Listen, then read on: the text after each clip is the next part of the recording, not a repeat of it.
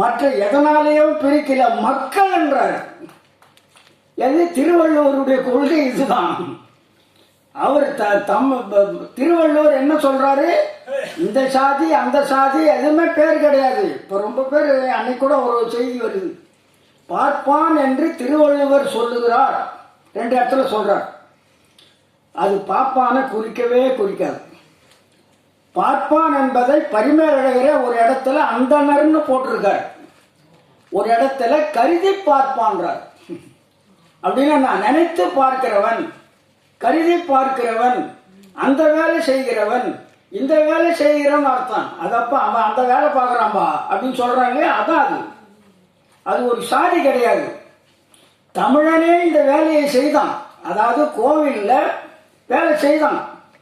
அவனை என்ன சொன்னான், ஆசிரியர் தொழில் பார்ப்பான், சோதிடம் பார்ப்பான், கணிதம் பார்ப்பான், கோவில் வேலை பார்ப்பான்.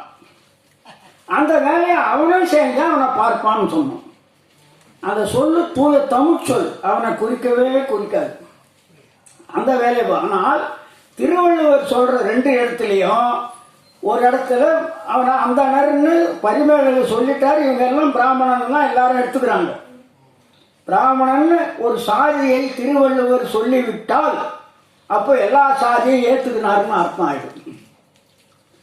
நம்ம சாதி இல்லாத, மதம் இல்லாத, நாடு இல்லாத, மொழி இல்லாத, எல்லை இல்லாத என்ற தனித்தன்மை உடைய, அதாவது பக்தி இல்லாத, சாமி இல்லாத, கடவுள் இல்லாத கொள்கை உடையவர் திருவள்ளுவர்னு சொல்றதுக்கு அர்த்தமே இல்லை. ஒரு சாதியை சொல்லிட்டாருன்னா எல்லா சாதியும் ஏற்றுக்கிட்டாருன்னு அர்த்தம் ஆயிடும். அப்படி ஏற்றுக்க கூடாது. இதை தெருவில் நல்லா சொல்றாரு. அனைவருக்கும், அதாவது மனிதநேய இயக்கம். எங்க இயக்கம்னா தந்தை பெரியார் சொல்லுகிறார் மக்கள் இயக்கம். இந்த இயக்கத்தினுடைய தத்துவம் அனைவருக்கும் அனைத்தும், இதுதான். எல்லாருக்கும் எல்லாமும், இதுதான் எங்கள் கொள்கை. அனைவருக்கும் அனைத்தும், எல்லாருக்கும் எல்லாமும் இருப்பதான இடம் நோக்கி நடக்கட்டும் இந்த வையம் என்றார் புரட்சி கவிஞர். இதற்கு பெயர்தான் சமதர்மம், இதற்கு பெயர்தான் மனித தர்மம், இதற்கு பெயர்தான் சுயமரியாதை. அதாவது இன்னொருக்கு இன்னாருக்கு இன்னது என்பது அது மனு தர்மம். இவனுக்கு தான் இது அப்படின்னு சொல்றது இருக்க, அது தனித்து அவனுக்கு மட்டும் பிரிச்சுக்கிறது, அது மனு தர்மம். நமது எல்லாருக்கும் எல்லாம் என்பது மனித தர்மம். மனு தர்மத்துக்கும் மனித தர்மத்துக்கும் நடைபெறுகின்ற போராட்டம் தான் ஆரியத்துக்கும் திராவிடத்துக்கும் நடக்கின்ற போராட்டம் என்று சொல்லுகிறார் தந்தை பெரியார்.